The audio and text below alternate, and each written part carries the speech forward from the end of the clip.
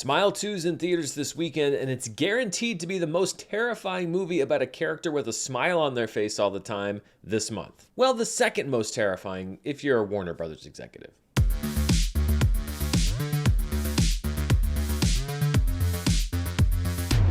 This episode is brought to you by Miracle Made. Go to trymiracle.com/Dan and use the code Dan for a special offer, and stay tuned after the video for more info.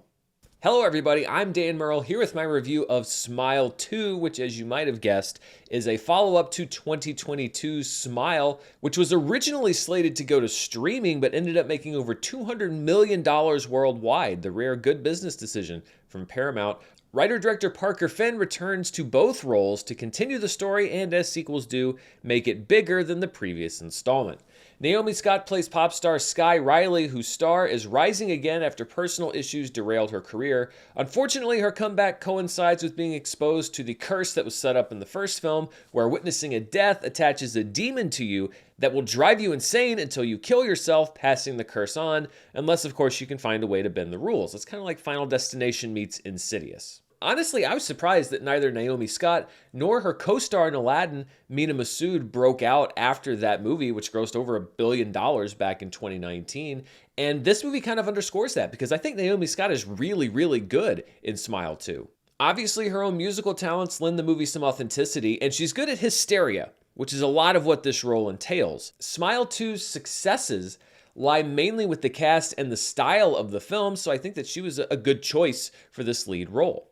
Going back to the original Smile, I liked that movie, even though it lapsed into some of the horror tropes and conventions that we've seen dozens and dozens of times before, because some of the scares and some of the design and stuff like that felt new, it felt unique, it felt fresh, it put a fresh coat of paint, at least, on things that we've seen a lot in horror movies of the past. The newness, though, seems to have worn off somewhat in Smile 2, and that's not really a surprise because, again, this is a sequel. Some sequels are able to keep innovating and making things fresh, and some feel a little bit more like a retread of the first movie. There are basically two types of scares in Smile 2. There's one where things get really quiet for a while, and then there's a big loud noise.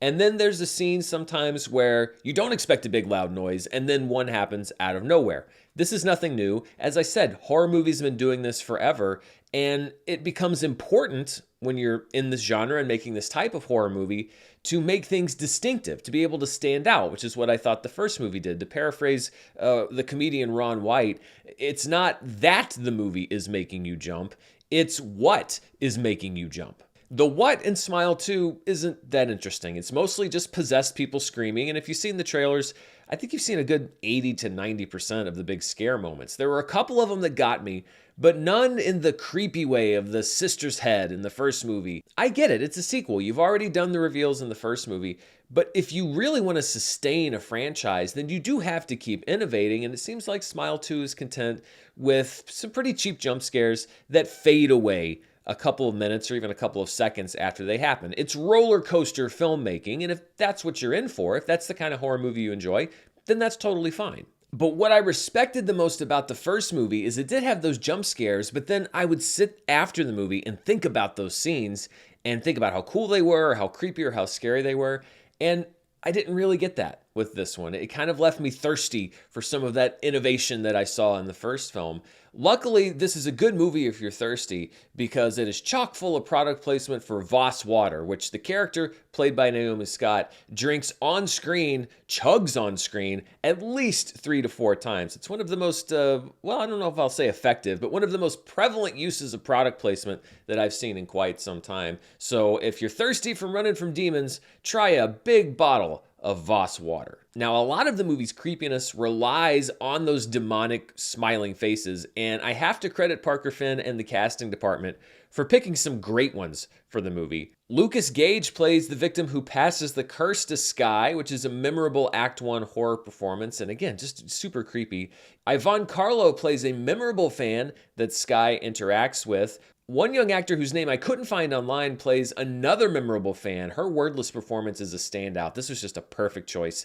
And there's a character from Sky's past who appears a few times that is such a dead ringer for a young Jack Nicholson that I assumed the casting director had struck gold finding someone who looks so much like him, until after the movie, where I found out that the actor's name is Ray Nicholson, and he looks so much like Jack Nicholson because his father is Jack Nicholson. Still, it's pretty uncanny. I also have to tip my cap to Charlie Sharoff, who is the movie's cinematographer. He also shot the first Smile movie, he shot Night Swim, and he shot 2020's Relic, which I saw at the drive-in. Ah, the pandemic. Weren't they great times? The biggest difference between this and the first film is the setting. It's set in New York in the world of pop music, so it feels a lot richer, and the cinematography is vibrant and lush when it needs to be, while still providing those deep blacks and inky shadows that are required for the creepy scenes. Smile 2 reportedly got a boost of around $10 million in the budget department, but that still only puts it around $28 million, and this movie looks like it costs more than that. I've seen movies that cost twice as much look half as good.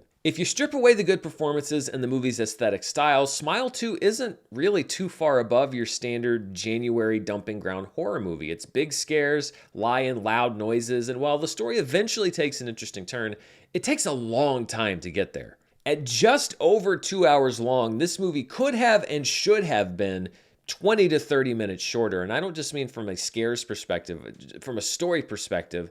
And it also does that thing where it plays with reality, what's real, what's not real. And you have to be careful when you do that, because if you do it too much, then you start, or at least I do as a viewer, to disconnect from the movie because you become convinced that nothing you're seeing is real and thus nothing that you're seeing really matters. The movie does play with that effectively a few times, but I think it goes overboard a little bit, and that caused me to kind of, I don't know, glaze over a little bit as the movie went on. If you're just looking to spend a Friday night jumping every 5 minutes, you could do a lot worse. And trust me, I have seen a lot worse. But I saw some glimmers of great things in that first movie, and this one just didn't have that. It's just another scary movie, and honestly, what I expected from the first Smile walking in. In my review of the first film, which I revisited before doing this one, I said that it felt like it was 75% stuff that was new and interesting and 25% of the tropey type stuff that you'd expect. I would actually flip that ratio for Smile 2. I'd say it's 75% stuff that you would expect and 25% stuff that's new and interesting. I guess if there is an upside to that, it's that unlike the characters in the film, you won't be haunted or cursed by this movie. It's not going to follow you home. I doubt you'll think about it much past the walk from the theater door to your car out in the parking lot. And when I'm looking at my personal scale and where to rate the film, I was actually kind of close to not a fan territory, but Naomi Scott's performance, the movie style, and some interesting story decisions bump it up to its fine territory. So again, you could do a lot worse, but considering some of the stuff I liked about the first film, Smile 2 was a bit of a letdown.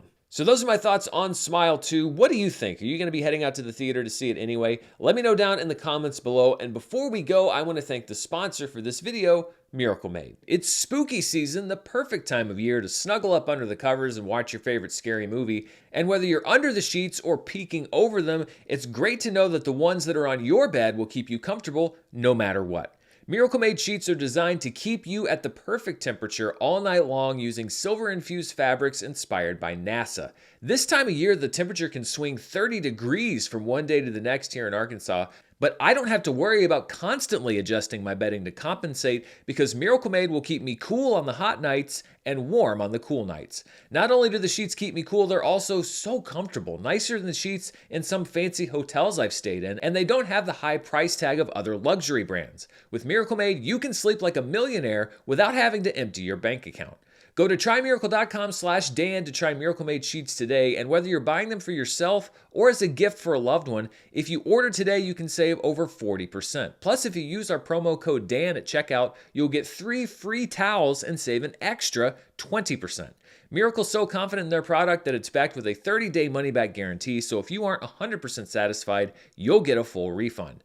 Upgrade your sleep with Miracle Made. Go to trymiracle.com/Dan and use the code Dan to claim your free 3-piece towel set and save over 40% off. Again, that's trymiracle.com/Dan to treat yourself. Thanks to Miracle Made for sponsoring this video, and thank you for watching. Be sure to stay tuned right here for more movie news, reviews, box office, and more. Until next time, stay safe, and I'll see you then. Bye.